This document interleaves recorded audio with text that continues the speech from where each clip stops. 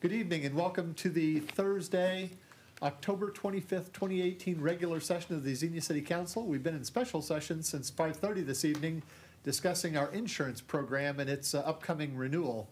We're ready to begin our regular session now, and we'll have first an invocation by Reverend Dan Jordan from Xenia Grace Chapel, followed by the Pledge of Allegiance led by Councilman Latterback. If you would please rise with me for the invocation and pledge, please. Dear Father, we thank you for this privilege that we have to come into your presence this evening. We are here tonight because of your goodness and your grace and your favor upon our lives. And we ask you, Lord, that you would be with the council tonight in the decisions and the work that they're working on for our community and our city. We thank you, Lord, for their attitude, their servant's position. We ask you, Lord, that you be with our first responders in our community too, those who are out there serving, giving of themselves for us. And we ask, Lord, protection on them, our school system, our community leaders, Father, the votes and the work that's going on to make our place and our community a better place. We ask you, Lord, for your helps there. Thank you, Lord, again for your goodness. You have blessed us in so many ways, and we acknowledge that this evening, and we ask for your helps to be in our lives, but also in our community. Thank you, Jesus, for your great love for us. In your name we pray. Amen. Amen. I pledge allegiance to the flag of the United States of America and to the republic for which it stands, one nation, under God, indivisible, with liberty and justice for all. Thank you very much, Reverend Jordan and Councilman Latterback. May I have roll call, please?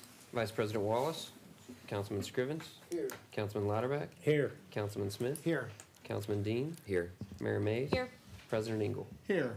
Mr. President, I'll make a motion to excuse Dr. Wallace tonight due to personal illness. Thank you very much. Have a motion to excuse the Vice President. Second, please. Second. Seconded by Councilman Latterback.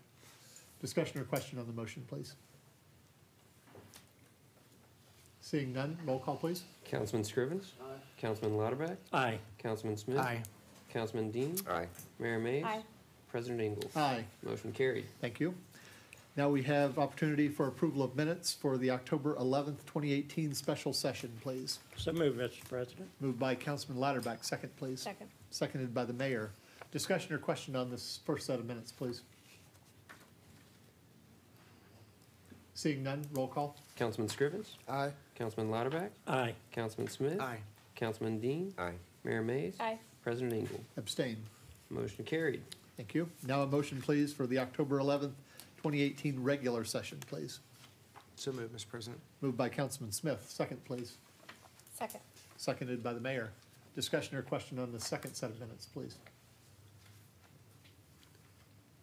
Seeing none, roll call. Councilman Scrivens. Aye. Councilman Latterback. Aye. Councilman Smith. Aye. Councilman Dean. Aye. Mayor Mays. Aye. President Engel. Abstain. Motion carried. Thank you. We now have a number of special presentations this evening. The first one will be the Greene County Council on Aging. Ms. Karen Puterbaugh, the Executive Director, please.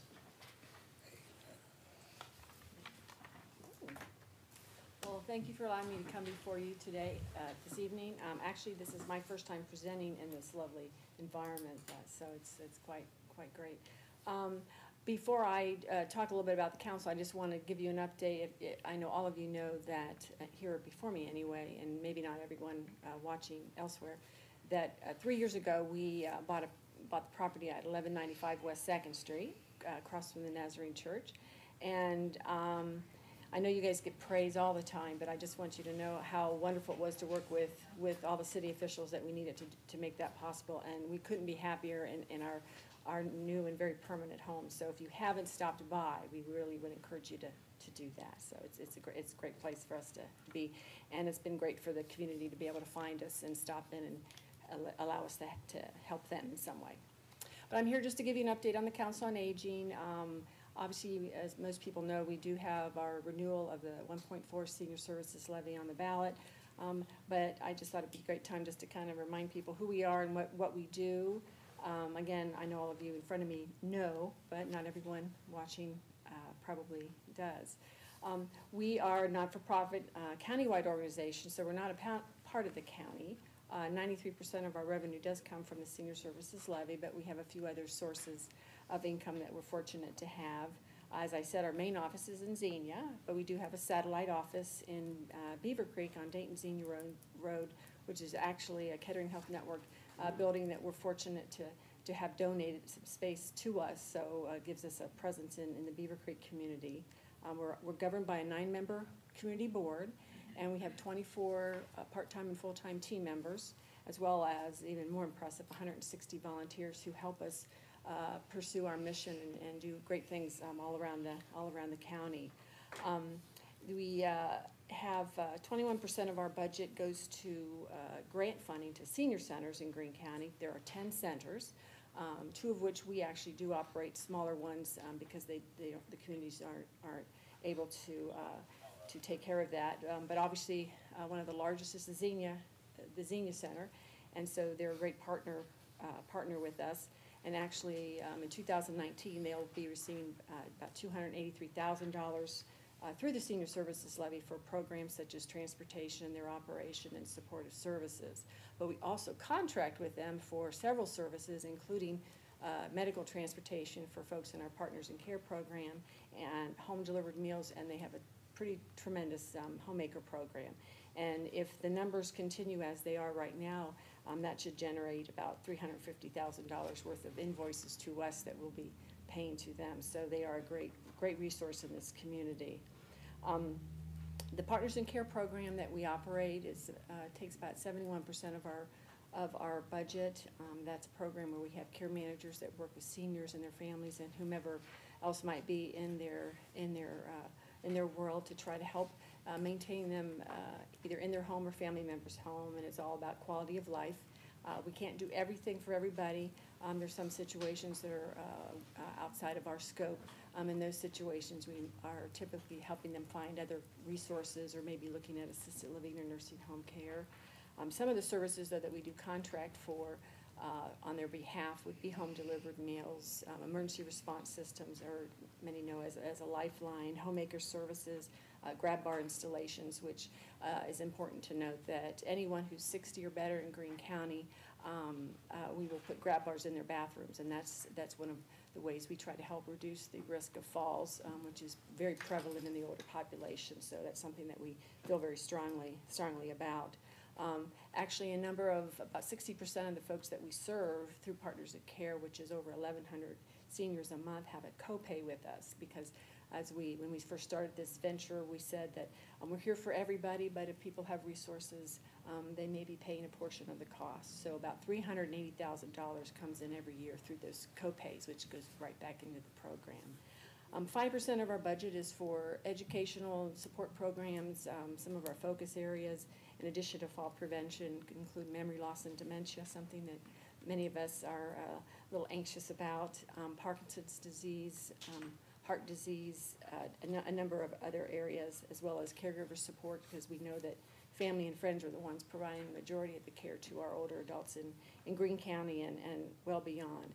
So that leaves 3% of our budget, which is for general administrative activities. So we're very proud that 97% of the dollars go to programs and services.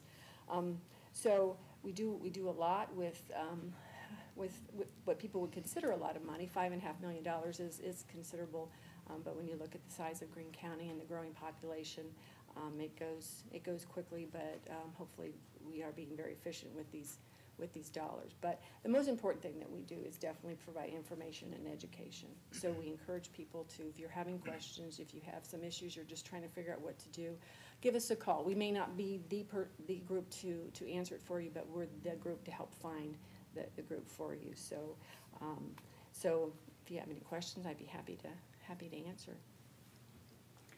Councilman? Just Yes. a comment. I want to commend your organization and what they do for our community. Thank you, sir. So I know a lot of people that used your services, and I support the renewal 100%. If Appreciate that. say there's somebody that can't drive or get to your building, how can they contact you guys?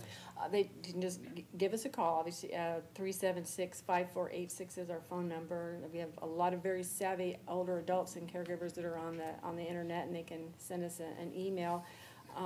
They can just look us up online to find that information, but it's www.gccoa.org is our website, and then just info@gccoa.org to send us an email, and we will respond and, again, try to be as helpful as we can. One of the things I would like to comment on, for those of you who happen to know someone who might be of Medicare age, we're in the middle of open enrollment, and it's just imperative that every senior have their options reviewed.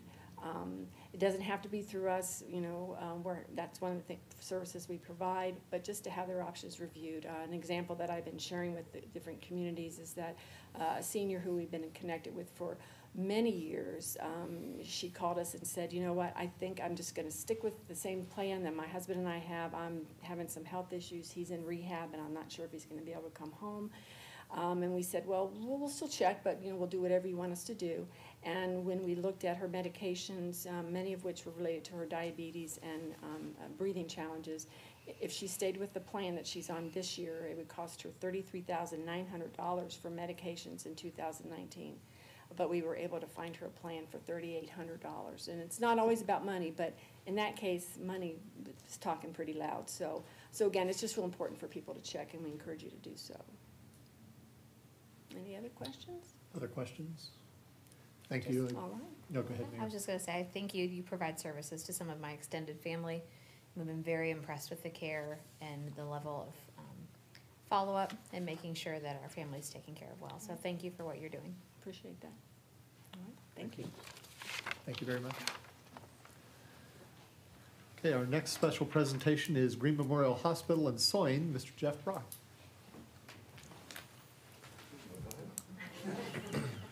Or not. Or Mr. Well, we're going to let Jeff present today. This is great. Well, my name is Rick Dodds, president of Green Memorial Hospital, and I'm here today to give you an update. It was just a few short months ago that we did give you an update about our hospital, but it's always good to have a reminder, particularly this time of year. And it's an opportunity, I believe there's a reference summary in front of you as well, and just as I'll walk through that just a couple times, but we really appreciate the community of Xenia and all that we're able to do. You know, successful healthcare and successful partnerships and a successful community happens through partnerships. And when you look at when Karen at the Council on Aging, the #1 reason for a trauma is due to a fall, by the way. So as she was talking, I was thinking about our trauma numbers. We see a number of individuals, so I want to encourage those grab bars to be installed. But that's what community partnerships do. And we do have a trauma center right down the road that does a fantastic job, Trauma 3. And it's a privilege to service your community. You know, numbers tell one story, but it's a lot more than numbers. It's a lot about people. Green Memorial Hospital is in the 93rd percentile in the nation for employee engagement. Better than 93% of hospitals in the nation. That really truly does leave a lasting impact, and so there's probably 1 degree of separation between any one of us who knows someone who works at Green Memorial Hospital. And truly, someone who services the community. We have over 15,000 ER visits just right here from Xenia alone. So from our city alone, there's a great need, obviously, to have advanced medical care right here in the community. It's vital in the community as well. In our Xenia Fire Department, it's responsible for about a little over 2,400 runs. And I really thank Chief Rigsby and the dedication, but also the appreciation and support for him and his teams. They really do take care of our residents extremely well. And we're blessed to have that type of a partnership where we can continue to support each other and making sure that we can see specifically that Xenia is going to thrive well into the future, and we've got great healthcare right here. We love partnering with them as well. But if you look overall, we've continued to advance and grow. Just the numbers alone that we service, we touch over 120,000 lives in our community in a year. Over 70% of the county is utilizing some type of services from Green Memorial Hospital. And so a lot of people aren't aware of our breadth that we actually do extend, whether it's through a rural health clinic, whether it's through an emergency that happens in our ER. There truly is a lot happening there. Services available, the sheet in front of you gives a good reminder of those services available, and those different things that we have. It's a great benefit. I just want to call attention to a few of them, though, because we're the first in the state of Ohio. We're certified as a stroke-ready, according to HVAP. So we're a stroke-ready facility, which means that minutes matter. So where another vital healthcare services come into play. And some recent additions, this is one of the most recent additions, really does ensure the highest level of care for our stroke victims. And truly, we're able to administer the life-saving medications in the right procedures. We've been certified to do so in a manner that would actually make sure that we're advancing care in the community. And so that's very important, and that's just one of the most recent additions we've gotten. We've also done improved triage suites, which allows access to faster care in the community as well. Our emergency room at Green Memorial Hospital scores above the 90th percentile for patient satisfaction. That's incredible, and it really is truly serving a great need. Expansion of cardiac services as well include addition of 2 cardiologists joining our team here. And as we look at the need, we've recently experienced a great need. Our census, our licensed beds at Green Memorial Hospital is 49. We've many a times pushed right up against 49 here recently. And that's uncommon in the month of August and September to be achieving that. But it truly is, I believe, the level of trust that the community has towards us in making sure that we are able to service. And as we continue to advance services, we want to make sure we're serving the community in a meaningful way.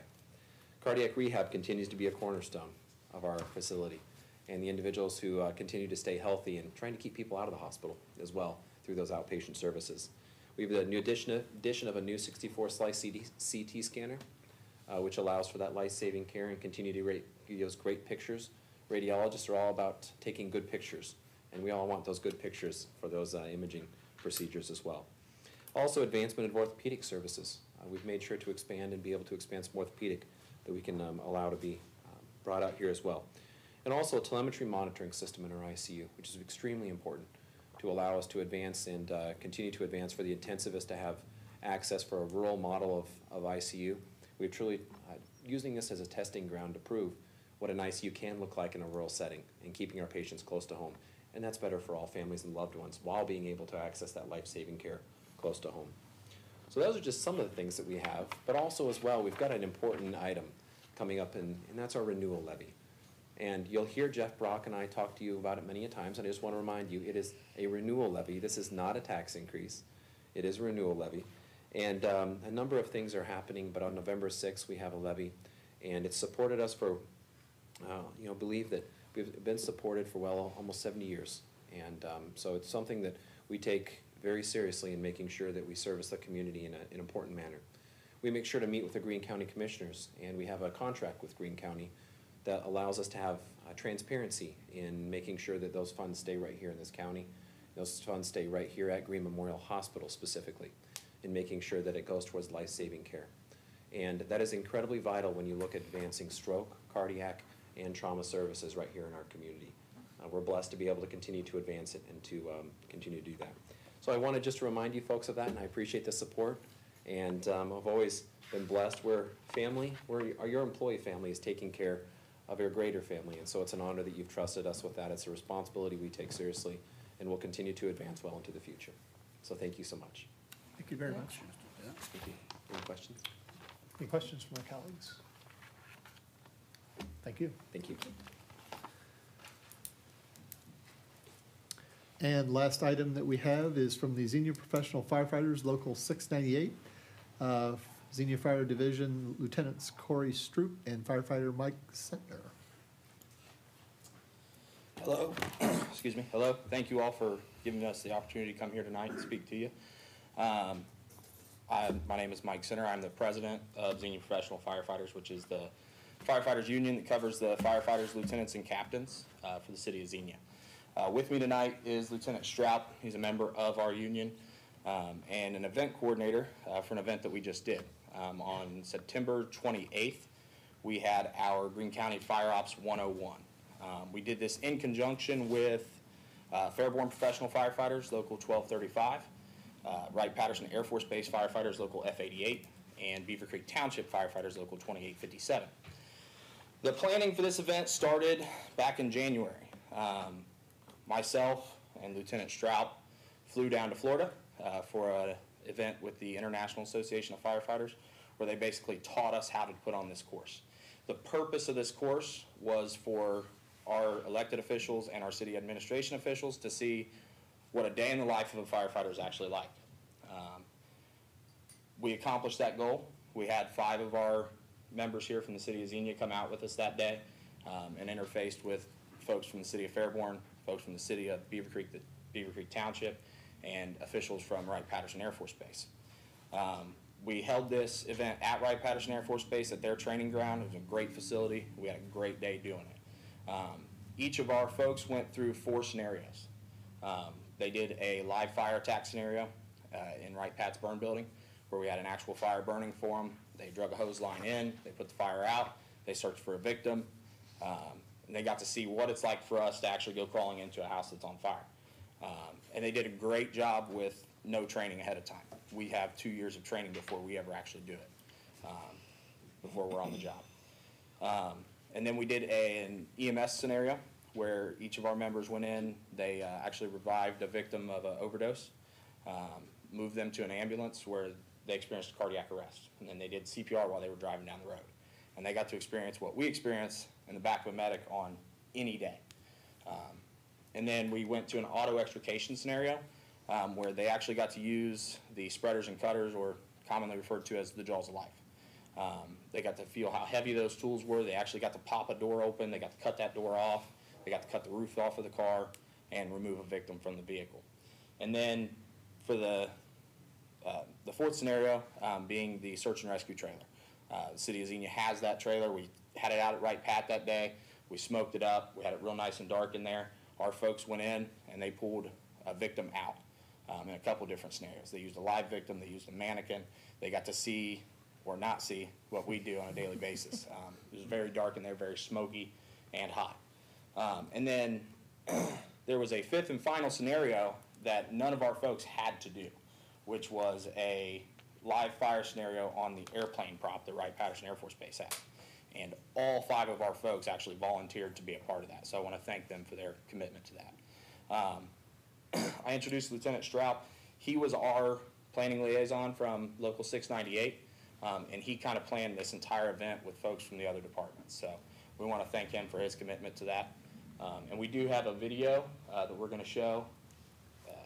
They should have it up and ready to go. So this is about a 6-minute video, and then I've got some things to present to our.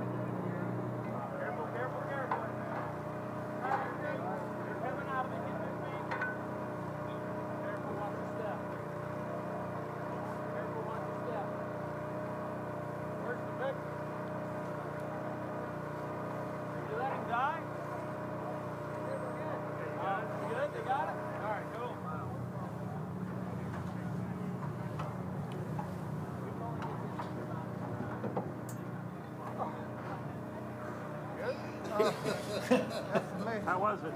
Amazing. Was it hot? It's just tiresome.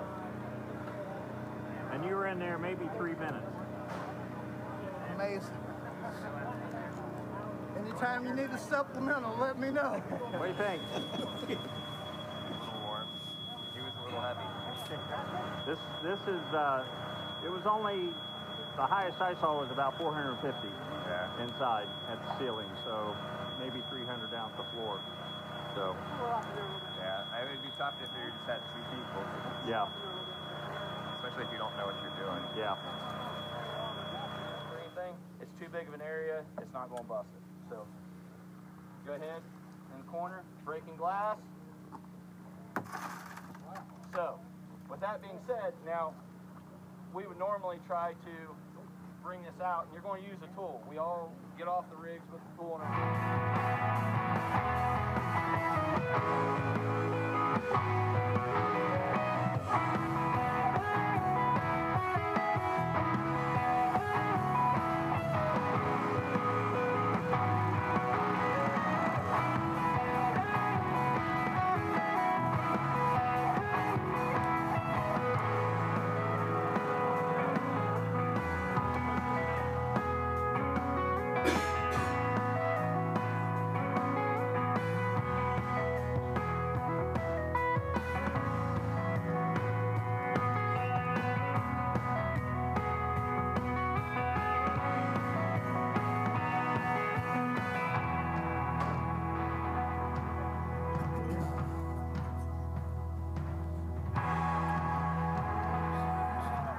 All I can say is, thank God for firefighters in America. Everybody ought to pray every night that there's never a fire. How hot was it? It was too hot. Hotter than hell. So everybody ought to live a good life. Yes, sir. Good opportunity to learn. Did you get to spray the nozzle? Yes. How hard was that? Pushed me back. So I had to have help. It is hot. Sweating. What happened when you sprayed water and It was a disaster. There was smoke everywhere. Okay, if there was smoke, did you feel more heat? Yeah. Well, how was it? It's hot, it's sweaty, and the hose doesn't bend very easy. Nope. What happened when you sprayed the water in there? What happened? We put the fire out too quickly, Too quickly? so we waited for a minute. It was good. Did you get a lot of steam when you sprayed it? Not that I noticed Okay. behind Levi. But it was good. It was hot. It was really smoky. And It's hard to go upstairs. yeah.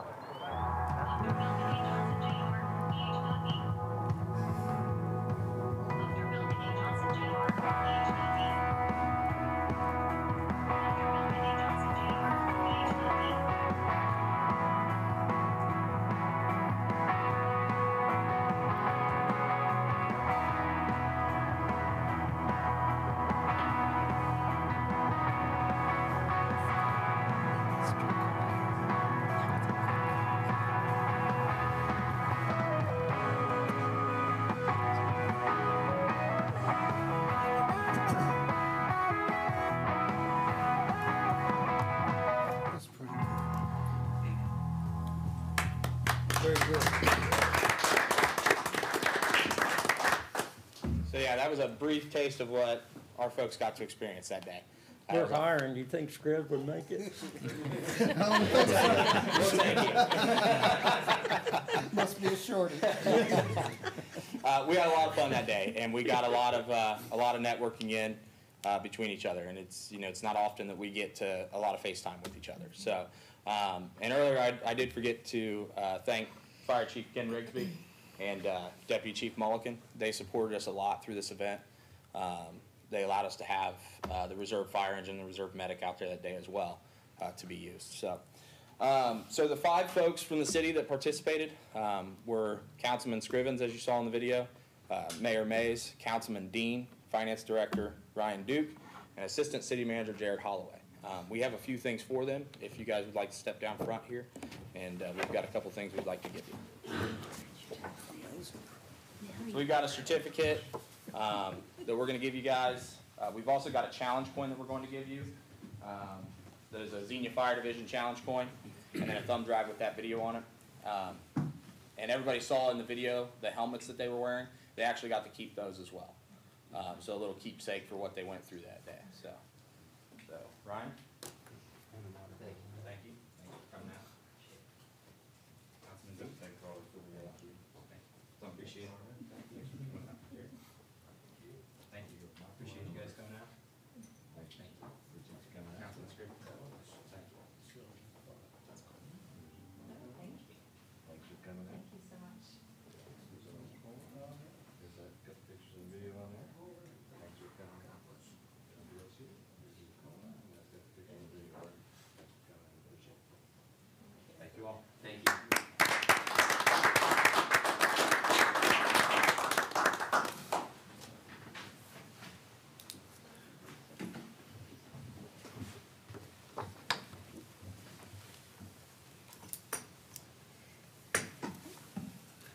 you very much. At this time, we will move on to the next part of our agenda, which is audience comments. Anyone wishing to address the Xenia City Council tonight, please feel free to do so. Please step to the podium, provide us your name and address. Limit your comments 4 to 5 minutes, please.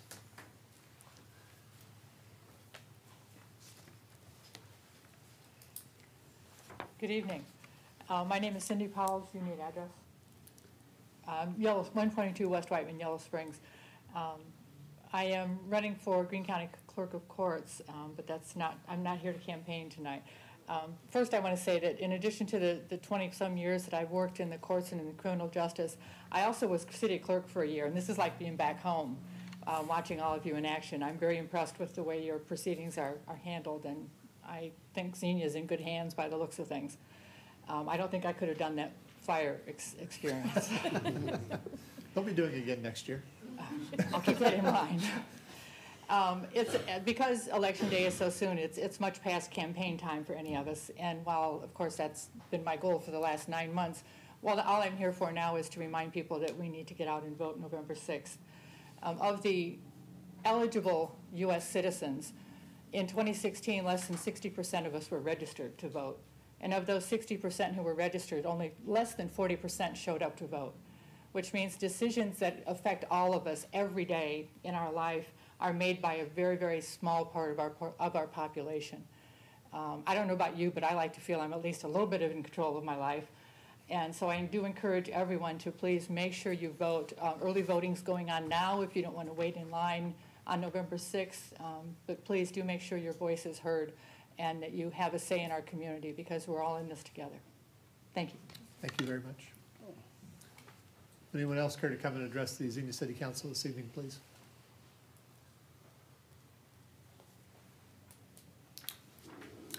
Seeing no one else come forward, we will move on to old business. First item is ordinance 2018-31, which was removed from the table, and it is a second reading. It is amending Charter 238 and Section 298.01B and enacting Sections 284.01, 284.02, and 284.03 of the Administrative Code and amending Chapters 450, 452, and 454 and repealing Chapter 410 of the Traffic Code as contained in the codified ordinances of the City of Xenia, Ohio. This was originally introduced by Councilman Scrivens and tabled by council at our last meeting. Mr. President, I'd like to move for passage of this ordinance with the amendments that the committee, the subcommittee, has previously agreed to. Thank you very much. Have to untable it first, please. I have a motion first, please, to untable. I'll bring it off the table. So. Thank you. Move to untable by Councilman Scrivens. Second, please. Second. Seconded by Councilman Latterback. Discussion or question on the untabling motion, please. Seeing none, roll call. Councilman Scrivens? Aye. Councilman Lauterbach? Aye. Councilman Smith? Aye. Councilman Dean? Aye. Mayor Mays? Aye. President Engel? Aye. Motion carried. And now a motion Entertain the to motion to pass. pass and with the amendments that have been previously agreed to. Thank you. And a second for that, please. Second. Seconded by Councilman Latterback. Discussion on the item with the amendments as stated. Mr. President, I would just add, council members Scrivens, Levi Dean, and Dale Lauterbach did participate with a panel of staff on a legislative review committee for this item. I thought we had a real nice discussion, went through literally item by item and chapter by chapter with the amendments, had some thoughtful discussion with the panel from council. I think we arrived at a few amendments that were some good ideas that have been incorporated. And this is a big change, and we wanted to take our time with this and make sure that there was a more thorough understanding. And I think after that discussion and some reflection, the council members are, and I don't want to speak for them, but certainly that day were supportive of this. So I'll let them speak to that. I would also add, I think that process of that legislative review committee was advantageous, and we've talked about maybe some recommendations that will be forthcoming as we move into next year to maybe establish a standing committee on an annual basis that staff could work with to delve into some of these larger legislative changes in a little more detail. So I think that's something you'll see in the future. But again, staff's recommending we move forward this evening with approval of these changes. Thank you very much. Any discussion, any other discussion or question on the motion, please? Could we go over what those amendments were? Because I'm not comparing this to my previous minutes. I read through the last one. I did not read through this one in comparison. I did add to your cover memo, all the changes in chapter 452 are specifically outlined in your cover memo. Okay, I see that now. On the last page, under recommendation, the committee had 3 recommended amendments. One was to clarify that the public safety director will now be establishing the disability parking spaces, but that is only when recommended by traffic commission. If we have someone that wants a handicap parking spot established in front of their residence, they will continue to make that application to the traffic commission. The traffic commission would then make a recommendation to the public safety director on whether or not that handicap space should be created. As part of that program, one of the duties that was placed on the public safety director is he will now have to establish a permit policy, if you will, when you apply for that handicap space. This is a policy we'll have to work out administratively, but maybe that permit space is good for a year, 2 years, 3 years. It's annual. You have to reapply for renewal, but that gives us as the city a way to monitor those spaces and where they are. If someone doesn't apply for a renewal, we can go out and check it. Did you just forget to renew? Does the person not live here anymore? So we can be removing those spaces as they're not being used. So those were really the changes to 23802B4C and 284.03B. The third amendment that the committee recommended, state law does allow for a handicap parking violation. If it's your second or more in a 1-year period, state law allows a $500 penalty for that. After discussing it with the committee and the police division about how we would track that, we recommended to the committee and they agreed to remove that $500 penalty. So the penalty for handicap violations will remain at $250 as they are now. So those are the 3 amendments. And Mayor, I may add that the one portion that the law director talked about in terms of the handicapped permitting process, this really would address some of the questions that you had last time. It would provide a structure for us to be able to monitor the ongoing need, because under our current structure, once council would establish a space, it almost would remain handicapped in perpetuity because we have no tracking mechanism. So this would really bring some accountability for that. Does this make anything retroactive to spaces like in the last year that we, was it on Second Street? Unfortunately not, Is but there we any could maybe language look that- at a way to track that. We would simply have to add the ones, any that were formally created by council by ordinance. To get rid of those in the future, council will have to pass an ordinance or repeal the ordinance that established it. So we can add those to the list to monitor, but they won't be subject to this permit process. That will just be going forward. Okay. Can we review that at some point then? Sure. Thank you. Any other discussion or question of the motion? Just, I wanted to commend the law director for, we had a good 2-hour meeting, and this is about a 1/4 inch thick. But the one thing, and correct me if I'm wrong, in the past, like traffic tickets, that's been criminal. That's and correct. Now, I thought that was, I did not know that, and I think that's pretty strict. But now that's changed from criminal to non-criminal. Am I correct about that? Correct. You are correct, Councilman. What we've done with these changes, and the reason that you're seeing so many chapters, 450, 452, and 454 are Title 8, the parking chapter within the traffic code. But changes of that affect so many other things, the traffic commission, the public safety. That's why we wanted to bring this to you as a package. But what we're doing is we are creating all all parking violations in the city will now be non-criminal violations. they will flow through a parking violation bureau, which will be a part of the city's police division.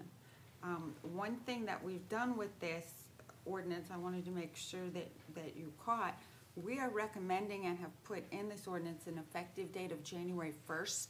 That's when these new regulations will go into effect.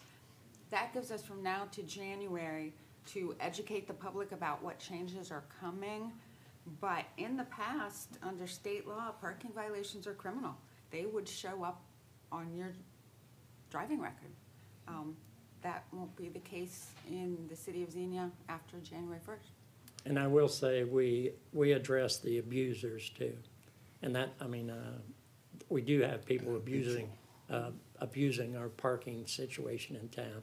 And I didn't know if you want to comment on that or. Yeah, I think it's fair to say, to Councilman Lauterbach's point, these changes allow a nice balance because it is shifting from a criminal infraction to a civil infraction, non-criminal.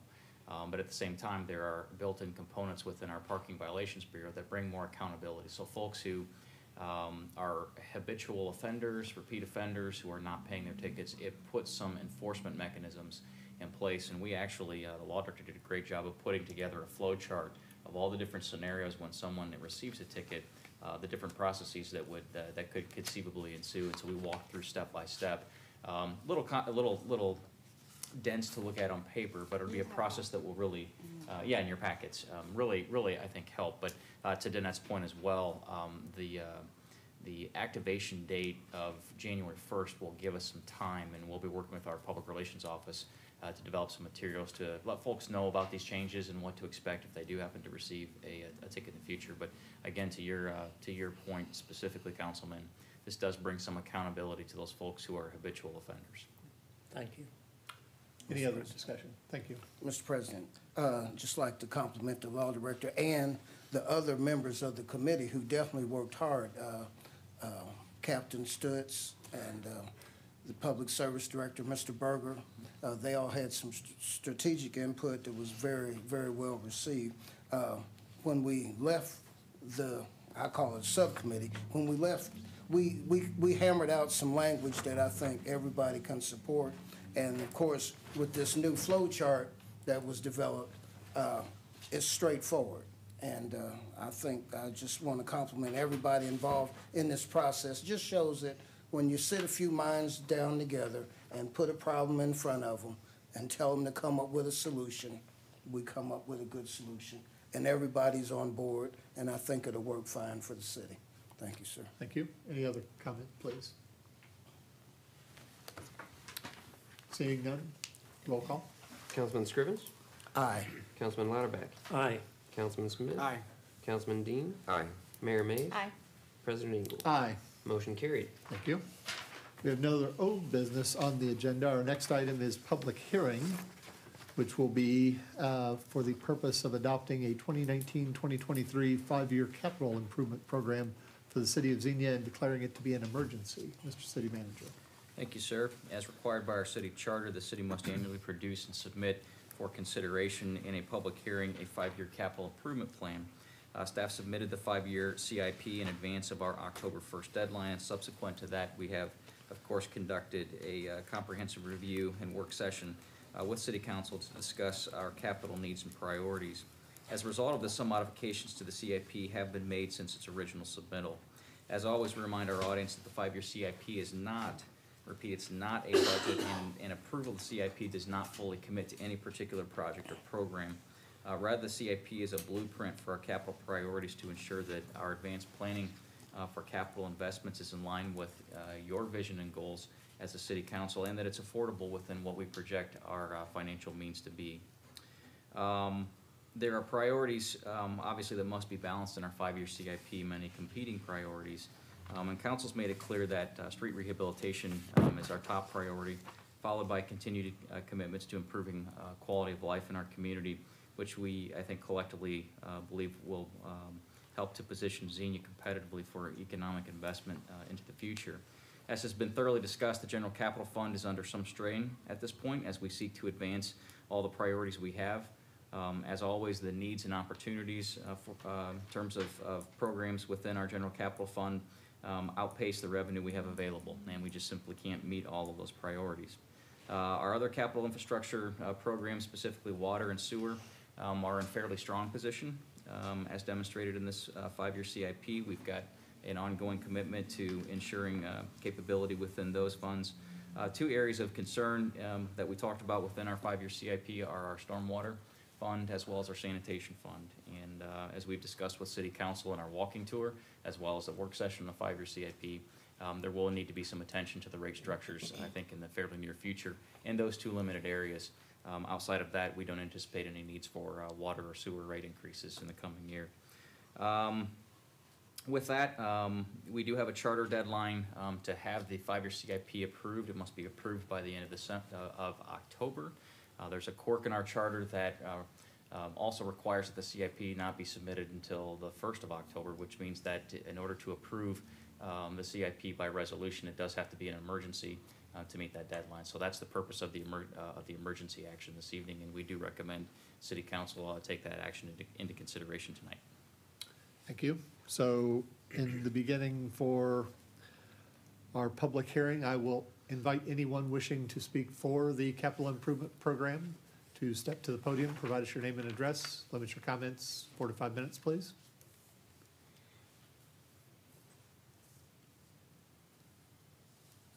Seeing no one come forward, inviting anyone to speak against the capital improvements program to come to the podium, provide us your name and address. Limit your comments 4 to 5 minutes, please.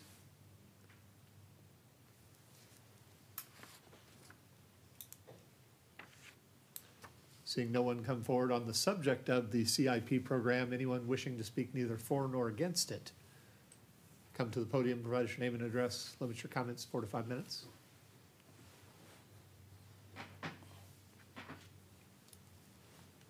Seeing no one come forward, I will close the public hearing at this time and invite a motion for resolution adopting a 2019 to 2023 5-year capital improvement program for the city of Xenia, Ohio, and declaring it to be an emergency.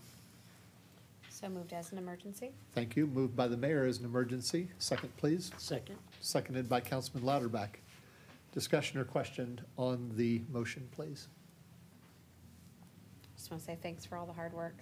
It's a great plan. Thank you. Any other comments, questions? This 5-year capital improvement plan is basically a roadmap that we all kind of gonna put an overlay to, and we're gonna try to steer ourselves down this street here. It's basically our financial decision-making tool, and so far, I've been impressed with how our finance director has compiled his numbers and forecast his numbers, and I'm just all for it. I just can't wait to see this plan revelate. So, thank you, sir. Thank you. Any other discussion or question, please? Seeing none, roll call. Councilman Scrivens? Aye. Councilman Lauterbach? Aye. Councilman Smith? Aye. Councilman Dean? Aye. Mayor Mays? Aye. President Engel? Aye. Motion carried. Thank you. This time we'll move to new business. First item, ordinance 2018-33, accepting the donation of property from the Young Men's Christian Association of Greater Dayton to the city of Xenia. Mr. City Manager, please. Thank you, sir. As a founding partner in the Reach Center initiative, the City of Xenia has played an integral role in helping to facilitate the necessary steps to see this project advance toward completion. Among the specific commitments made by the city in support of the Reach project, City Council approved a motion in September of 2017 to authorize the execution of a memorandum of understanding with the YMCA agreeing to accept ownership of the current YMCA property. Given the progress made on construction of the new facility, it is appropriate at this time to introduce an ordinance as presented this evening to accept the formal transfer of the property. With an approval of the ordinance and formal transfer of ownership, which would not likely occur until February of 2019, the city will secure the site in a manner that minimizes any holding expenses until such time as a more permanent disposition for that facility and site can be determined. The city's already considering options. We've entertained or hosted a couple of tours with parties that are interested in reuse of the site. And it would otherwise be the intent of city staff to list and formally market the site for sale if some other arrangement isn't reached before February. Staff recommends introduction of the ordinance this evening to initiate the process. Thank you very much. May I have an introduction from one of my colleagues, please? So introduced. Introduced by Councilman Lauterbach. Thank you.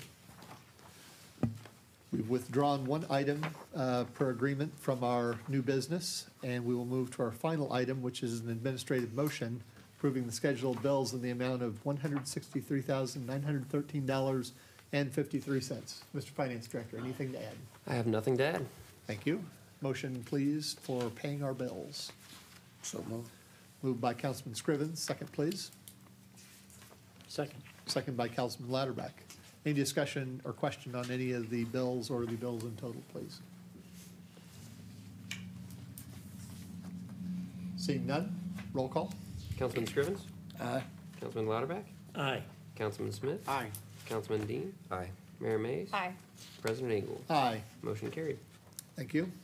This time we have opportunity for reports of committees. First item is the Board for Recreation, Arts, and Cultural Activities that met on the 11th of October this time. I will give that report.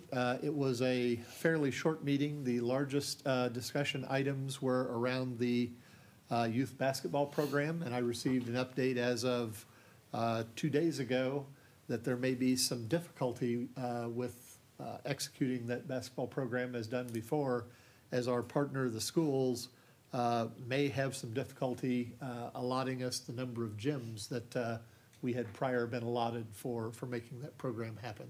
I do not have a final conclusion for you at this time, but I'm monitoring that along with my wife, who's the co-chair of BRCA, and we will be exploring opportunities as that basketball program has been a very successful program over its life and has been administered in a very dedicated fashion, and it would be a shame for that to be reduced or fall by the wayside this year. So I will provide another update as there's additional information on that. The other item that we discussed was the upcoming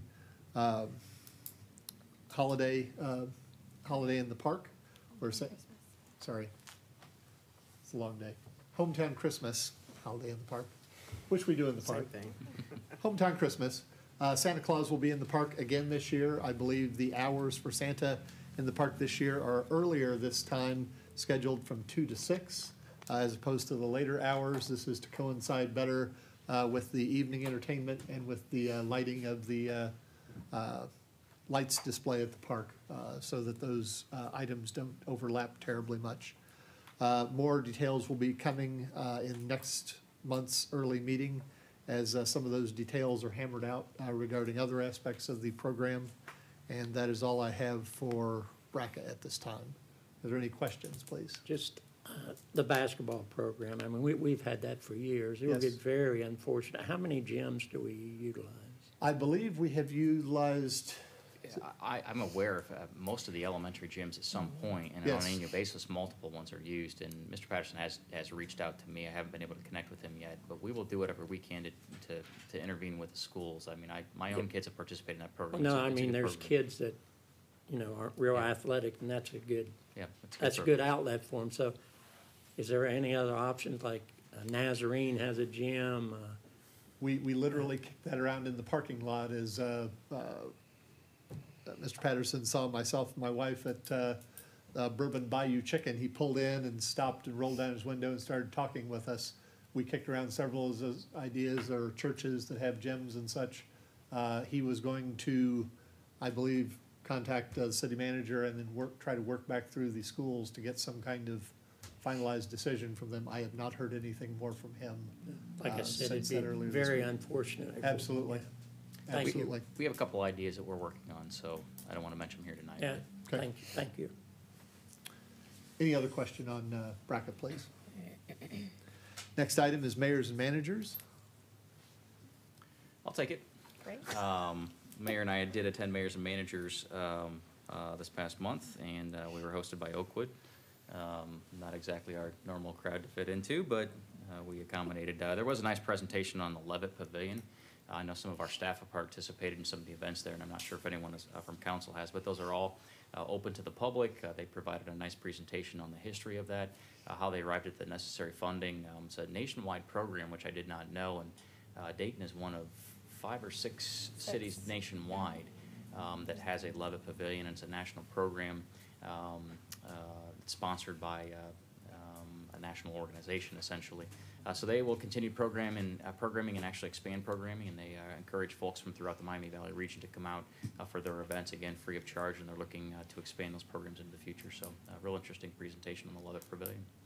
Thank you. Anything for mayors and managers, please? Last item under reports, Miami Valley Regional Planning Commission. Councilman Latterback, please. Thank you, Mr. President. We did not have a meeting in October, and it's canceled for November due to lack of agenda items. Okay, thank you very much. Anything spurious for NVRPC from my colleagues, please? Thank you. Moving to appointed officials and reports and council comments. Mr. City Manager. Just three reminders this evening. First, Trunk or Treat, brought to you by the Xenia Community Schools in partnership with the City of Xenia, is October 30th from 6 to 8 p.m. at Shawnee Elementary. So we encourage folks to come out, and we'll have units from the Xenia Fire and Police Divisions out to help pass out candy, as well as with groups from Xenia Community Schools. Our local normal trick-or-treating is scheduled for October 31st for Halloween Day. From 6 to 8 p.m. As always, that's rain or shine. The only reason we would cancel that is for severe inclement weather, and we would work through normal media outlets to announce that if we needed to do that. So we really encourage folks to be aware, present-minded of the kids that'll be out in the streets. Please be careful on the 31st from 6 to 8 p.m. as kids are out trick-or-treating. Then finally, we want to remind council and our public, our last council chat of the season will be at Coffee Hub next door on November 1st from 6 to 8 p.m. We encourage folks from the community to come out, mingle with representatives of the staff, but more importantly with representatives from council, talk about issues of interest. Certainly the ballot items that will affect Xenia will be items that can be discussed. I should note that will be our third Citizens Academy session, unfortunately conflicting that night, so myself and a couple of our staff members will be participating. I don't know, Mayor, if you'll participate in that event or what, but so not all of us will be there. We'll have that event going on that evening as well. So that's all I have tonight. Thank you. Anything for our city manager, please? What was the time at Shawnee Elementary again? For the 6 to 8 p.m. 6 to 8. Will the city have a presence, or is it just? At Shawnee, yeah, we'll have both fire and police units that'll be out there, and Okay, and I'm they'll sorry, be you passing said that. candy out. Okay. Yep. Police and fire, okay. Bring a lot of candy. Yeah, they have run out of candy in the past. Last It- year, it's it was freezing. freezing, and I thought nobody was coming. So we were giving kids like handfuls. Within about an hour, we were giving them like, here's your piece, because we went through bags, like hundreds of dollars worth of candy. They had kids lined up in a long line. Yeah, and it lasted right up until 8, and it was severe. It was really, really cold. Yeah, it was. Yeah.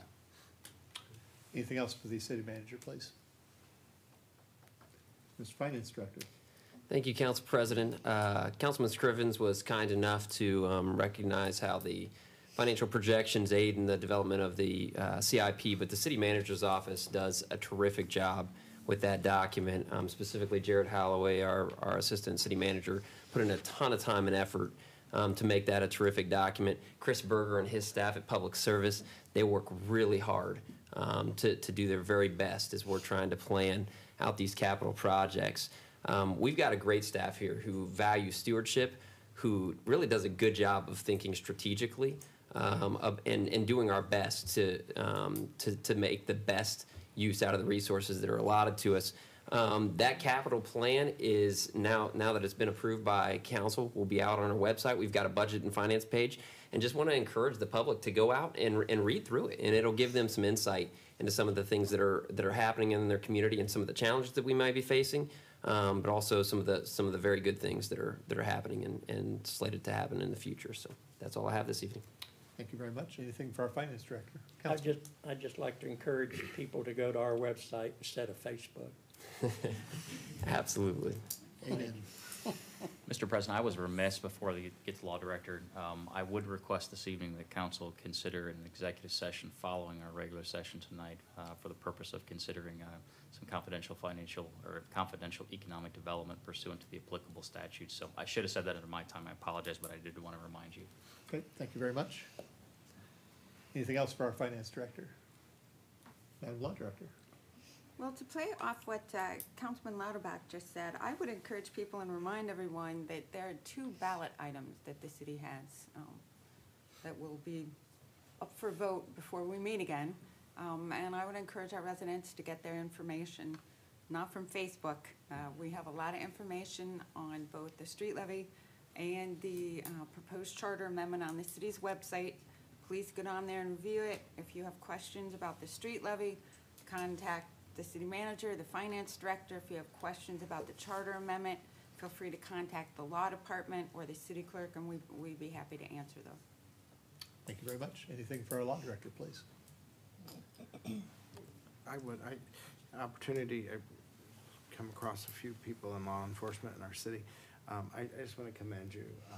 They have high regard for you and the efficiencies that you're doing in the program. So, thank you. Yeah, one of them was Darren Barlow, our parking enforcement officer, and just very pleased with what's happening. So I just want to share that with you. Thank you. Mm-hmm. We don't have any money for raises. Oh, boy. Anything else for our finance, or our law director, please? Remind me to get his license plate. Seeing none, we'll move on to council comments. Mayor. Thank you. On Friday, October 12th, I attended the CSU Athletic Hall of Fame induction luncheon. I know there was a picture that Lee Warren put out of, I got to meet Magic Johnson, but what was more amazing is that he gave $1 million donation to CSU at that time. And the way he spoke to the students was incredible. He specifically allowed students to ask him questions and took time to answer every one of their questions. And after he answered their questions, he invited them to come up. There was hundreds of people there, and we all stopped, and they took time to take pictures with him. And so just an amazing person, and his heart to see students succeed. So that was a neat luncheon. On Wednesday, October 17th, here at the city, I hosted the Legacy Christian Academy seniors. They came here for their senior seminar. We did a tour of the building with Mr. Holloway, Mr. Merriman, and got to talk a little bit about local government, how it works, what happens around here. And then more importantly, we just took some time, and I was able to speak to them about the crossroads that they're coming up to as they face graduation, and different paths that they can choose, and how to hopefully stay on a good path, and what that looks like with their faith. So it was a good afternoon. Thursday, October 8th was, 18th, we talked about the Citizens Academy, and for the record, I had typed this up earlier today, but I think it's very interesting that I specifically put on my notes to mention our website. That we talked specifically that night about our finances. Our finance director gave a fantastic presentation about fund accounting and how our budget works. And over and over and over, the main theme that we kept coming back to is this is all public information.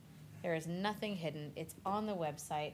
You can make phone calls to this building, to anybody here, and they're going to answer your questions. So I did not realize everybody was going to say something about that tonight, but that was on my list. Saturday, October 20th, had the opportunity with many of my colleagues to tour the Reach Center as it's being constructed. It was incredible. I'm sure all of you have different comments and takeaways. My personal takeaway, what I thought was amazing, the Clark State and Central State offering programs there, and there's different programs you can take, but if you are taking a program, then you can also have free childcare. And I just think that shows right there the commitment to this community, that they want to see our community to continue to grow and improve, that they're going to help take care of the kids while you get further your education. So very excited to see that coming. That same evening, I attended the 39th Annual Air Force Command, the International Ball, hosted by Lieutenant General Robert McMurray. It was an interesting evening to see many of our the representation from all across the world here at Wright Pat, and it was a lot of fun. Monday, October 22nd, I attended the Veteran Services Resource Fair. That was a really moving evening to see so many veterans come out and to hear a little bit about the services that are being offered. And I just wanted to mention that if you don't know what you are eligible for, to call our Veteran Services. They are incredibly knowledgeable staff, and they will help you. 937-562-6020.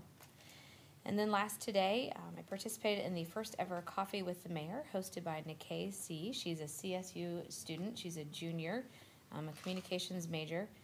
at CSU. We had it at the Coffee Hub, and we did a 15-minute live radio program. She came up with the questions on her own, and she ran the whole thing, and I sat there and answered, and we had coffee, and it was a lot of fun. And I was so impressed with her. And she's done more than this particular radio program. She's producing a couple others as well, and really neat student. And we're excited to hopefully do it again, maybe early December. And that is all I have. Thank you very much. Councilman Lauterbach. I just had a question for the mayor. Yes, Did you sir. get a picture with Magic Johnson? Oh, yes. I'd like to see that. What is he, 6'10"? I have 3-inch heels on, and I still come up to about here on them. Yes, sir. He is a tall man. Yeah, thank I'll you. show you the picture. Hey, Scott, do you have a score in the Xenia football game? They were up 14 nothing with about 8 minutes left in the second quarter. Okay, tonight is, if Xenia, Steal my thunder. no, that's okay. If Xenia wins tonight, they will win their division the first time since 1969, if I'm correct. They've already got a share of the title for sure. Yeah, so, First time since '06. and last week they upset probably one of the top teams in the state, Defending state champion. Trotwood Madison. So good luck to Xenia Bucks. Also, I want to piggyback on the REACH project. All I have is, it's one word, and that's wow. I mean, it's just so impressive, and I'm glad the city is backing it. 75,000 square feet, and you just get lost in that building. It houses the Y, the Senior Citizens, Central State, and Clark State, but it's, when it's finished, it's going to be very impressive. Also, I'd like to thank the Greene County Commissioners. I was a little bit confused on the amount that they're given to the cities and villages and townships, but I think Xenia's going to get about 40 to 44,000. Yep. Okay, so hats off to them. We can use everything we can get. So anyway, that's all. Thanks. Thank you. Councilman Smith. Thank you, Mr. President. Just like to remind everyone to drive safely next Wednesday, Beggars Night. I'll be at the Shawnee Elementary School on the 30th from 6 to 8, representing my company, and we're going to give out candy. Lots of people are going to be there, so it's a good trunk or treat event. I saw where some churches are also having some trunk or treat events as well, which is really nice. Great event last Friday. I saw Councilman Dean. I saw Mayor Mays. AHOP invited council members. Mark Brooks reached out, invited city representatives to come to AHOP, and was able to attend that. And that was a block party, although they didn't have the street closed off. But they had a lot of things, not just for the kids to do, but for adults to do. They gave away probably thousands of hot dogs and just lots of candy. They had trunk or treat set up. And the weather held off for quite a while, I think for about 2 hours, and then they got doused. But it was a good turnout. I know our Fire Chief Kenny Rigsby was there. There was fire trucks there as well. So I'd like to thank AHOP for their ministry and their outreach in the community. They do a lot. Also saw Councilman Dean and Mayor Mays the following morning at the REACH project as well, and was able to tour that. And not only is the Y going to be phenomenal with the Olympic-sized pool and the therapy pool, but 2 gyms, not just one. And if you go to the Y now, the gym's always packed. There's classes going in, and then they divide it, and they'll have basketball going on 2 different areas, and pickleball going on in the mornings. And it's just, this is 2 gigantic gyms, plus classrooms, exercise rooms for yoga, spinning classes, that type of thing. Very exciting. And what I was really impressed was the investment in the senior center. What a shot in the arm that's going to be for senior citizens to be able to go to a new state-of-the-art facility that's going to have a nice kitchen where you can go, if I understood right, any weekday and get lunch. Yes. I didn't know you could do that at the previous senior center, but so I think that's just great. And last weekend my family and I we were in New York City. My daughter lives there, and when you see the poverty and the begging that goes on in a city like that, you really feel blessed what we have here in Xenia. And it's just, we really have tried as council to take care of our citizens. And I'd just like to thank everybody that's up here today for, and our city staff for our continued support for all the citizens of Xenia, rich or poor. And I'm just really glad to call Xenia my home. Thank you very much. Thank you. Councilman Scrivens. Thank you, Mr. President, colleagues. Ladies and gentlemen, I was unable to attend the AHOP function. I was invited, but Xenia played away at Trotwood, and they did what we were supposed to do, came back home with the W. So have to apologize for not attending, but the W is important to me.